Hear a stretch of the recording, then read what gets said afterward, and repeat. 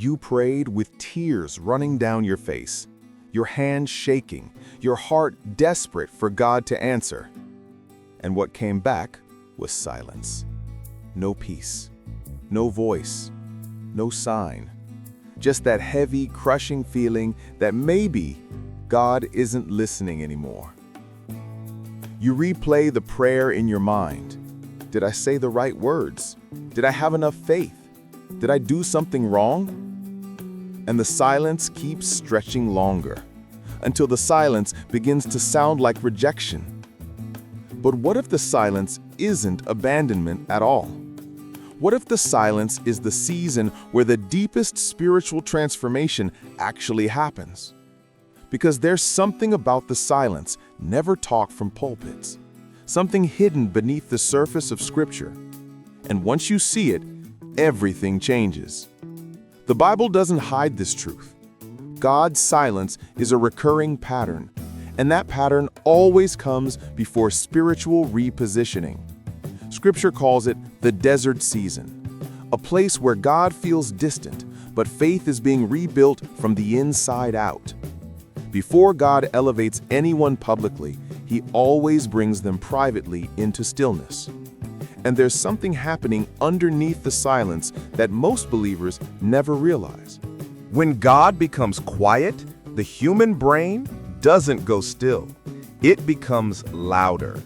Neurotheology shows us that the mind under emotional strain will automatically interpret absence as rejection. The nervous system hates uncertainty, so when no answer comes, it fills the void with fear-based explanations. This is why prayer doesn't just feel unanswered, your inner dialogue changes. God is disappointed. I messed up. I'm not spiritual enough. He walked away. I failed. These thoughts feel spiritual, but they're neurological survival responses.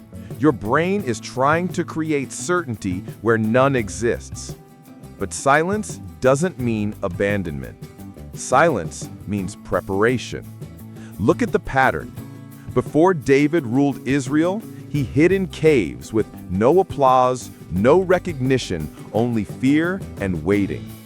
Before Moses was used to deliver a nation, he vanished for 40 years into obscurity in the desert. Before Jesus entered his public ministry, the Spirit drove him into wilderness isolation. Every breakthrough God releases is preceded by a desert process. And here's the revelation most Christians never hear. The desert is where God strips the nervous system of emotional dependency.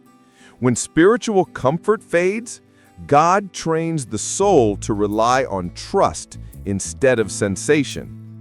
Faith is transitioning from feeling-based reliance into identity-based dependence. This is why prayer suddenly feels empty, because God is rewiring your spiritual operating system. But most believers misread emotional discomfort as divine withdrawal. That's the neurospiritual trap. When fear activates the amygdala, the threat center of the brain, stress hormones flood the body. An anxious nervous system cannot perceive subtle spiritual input. Emotionally overwhelmed believers stop hearing, not because God stopped speaking, but because the soul entered survival mode. That's when prayer feels hollow. That's when scripture feels distant. That's when worship loses emotion. That's when heaven feels closed. And it doesn't mean God left. It means your emotional circuitry is overloaded. You want heaven's voice, but your nervous system is still screaming. And God knows that, so He doesn't shout. He waits. Because true healing doesn't come through louder answers, it comes through deeper internal restoration. Be still and know that I am God. Psalm 46:10. Stillness isn't a poetic suggestion. It's a nervous system reset command. Scripture teaches that spiritual hearing requires emotional calm. Only a settled mind can perceive spiritual clarity. Now, here's a question most believers never dare ask. What if God is already speaking, but your emotional system isn't able to process His voice yet? Hold that thought, because before I show you the answer, you need to understand something even deeper. The reason God allows silence at all. Whenever God withdraws sensory comfort, He is stabilizing identity. Comfort keeps faith externally anchored, but silence anchors faith internally. Look at Job. God allowed months of silence, not to break him, but to sever Job's faith from outcome dependency. Because faith anchored to results will shatter. Faith anchored to God's character never collapses. That's the real desert shift, from believing in what God does to trusting who God is. Neurotheology confirms this process. When emotional reliance is removed, the brain forges deeper neuro-belief pathways. Silence strengthens faith's neurological infrastructure. Joy becomes quieter but stronger. Peace becomes steady, not emotional. Confidence becomes identity, not mood.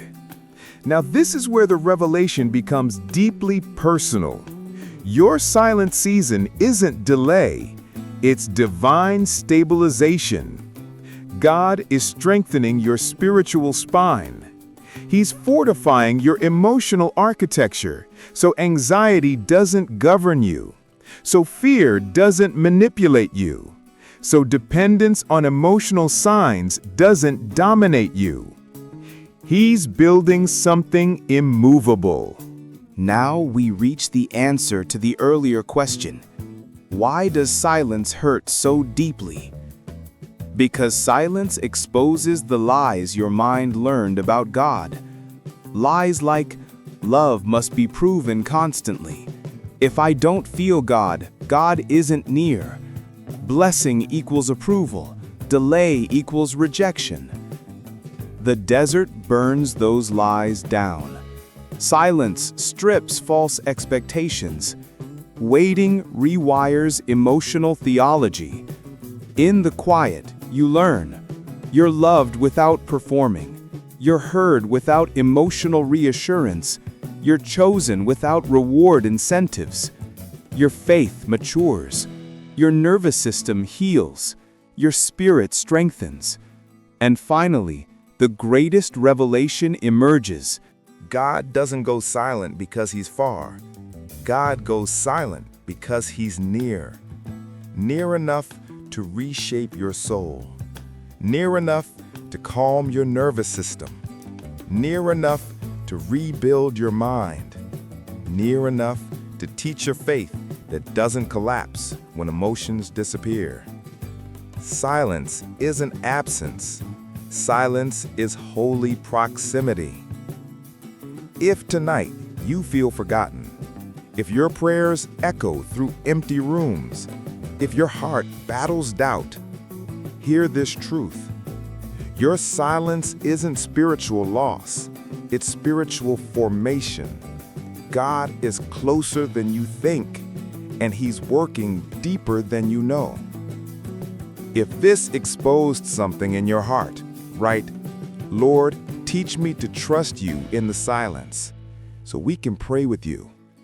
If you need more messages like this, deep, honest, biblical, and healing-centered, stay connected. There's much more restoration ahead.